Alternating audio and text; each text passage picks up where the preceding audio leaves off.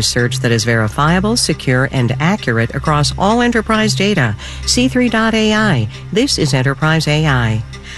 And by Odoo, focused on providing all-in-one open-source business management software with fully integrated applications for every business need. More at odoo.com.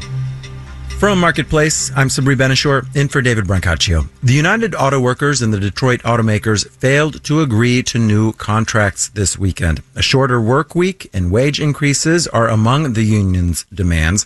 But striking workers are also mad about how Ford, General Motors, and Stellantis use temporary and so-called tiered workers.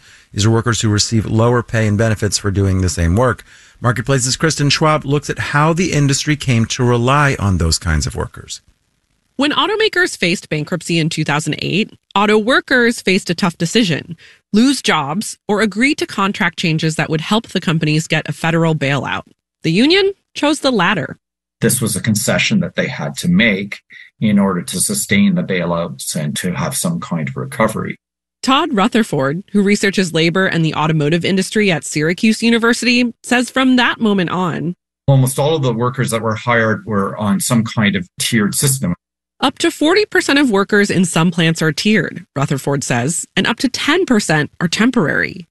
Harry Katz, a professor of collective bargaining at Cornell, says this lets companies adjust their workforces depending on the economy and saves them money. The base wage is less and the fringe benefits are substantially less for temporary workers. And workers don't have much room for movement. Victor Chen is the author of Cut Loose, a book about labor changes in the auto industry. That a lot of these new hires get stuck in this limbo of not being able to move up to the higher tier. Or they get stuck being temps for years. Chen says it's not just the automakers that do this. Temporary and tiered workers are becoming more common in hospitality, healthcare, and other industries.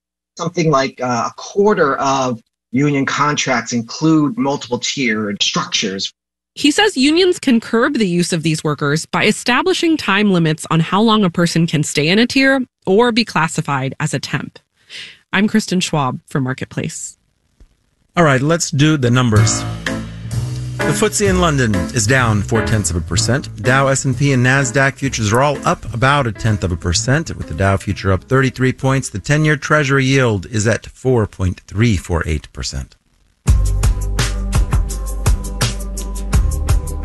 Marketplace Morning Report is supported by Amazon Business. From small business to big enterprise and everything in between, Amazon Business helps simplify the supplies buying process. Amazon Business, your partner for smart business buying. And by JLL, leveraging global data, local experience, and technology in its quest to solve complex commercial real estate challenges. JLL.com. See a brighter way.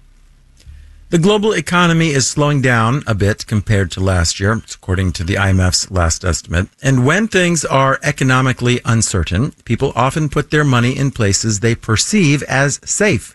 U.S. Treasuries, for example, but also gold. The price of gold has been rising again this year, hovering around all-time highs of $2,000 an ounce. The BBC's Leanna Byrne stopped by one jeweler who has seen demand soar. They say when the economy is looking uncertain, put your money in gold. And if you want to invest in gold, you have three choices. You can purchase shares of a mutual or exchange-traded fund, you can trade in futures and options, or you can just buy the real thing. Because they saw how much it rose, it made people aware of how much money they can make in gold.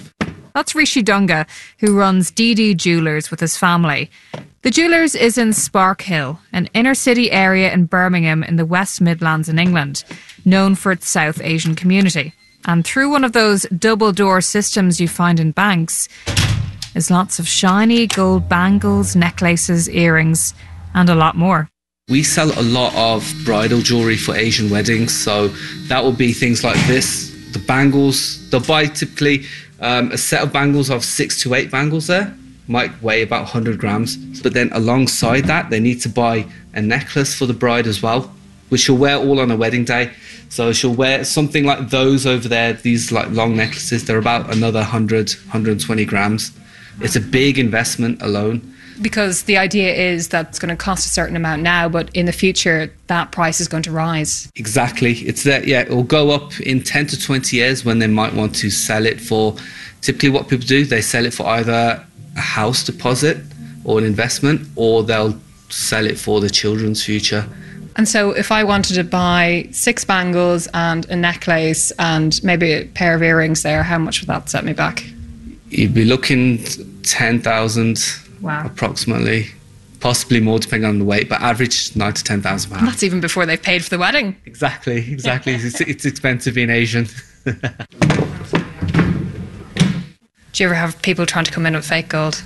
Some mother-in-laws have given fake bangles, oh, no. fake gold, and they found out 10 years later when I've tested it, and there's a whole little drama happening in front of me, but it's brilliant. It happens. There is some fake gold out there. So you're responsible for some family rifts. Yeah, but I just sit there just trying not to smile. Jewellery isn't the only way you can invest in physical gold. You can even buy gold bars. If you give Rishi $200 a year, he'll store them for you in a safe deposit box because crime is so rife in the community. Of course, I asked to see inside the vault. Safe deposit vault. Oh, wow. So it's all fingerprint entry. Let's get through.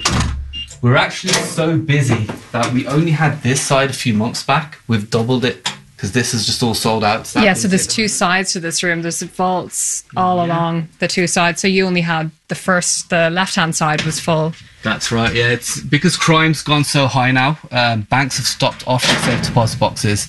So people were begging us to hold their jewellery. So it was a no-brainer to get this, and we've done really well. And then we look to expand into the next corridor because it's just that busy and crime's that high at the moment, sadly. So it seems that as the price of gold continues to hover at record highs, it's not just traders that are paying attention. I'm the BBC's Leanna Byrne for Marketplace. And in New York, I'm Sabri Benishore with the Marketplace Morning Report. From 8 p.m., American Public Media.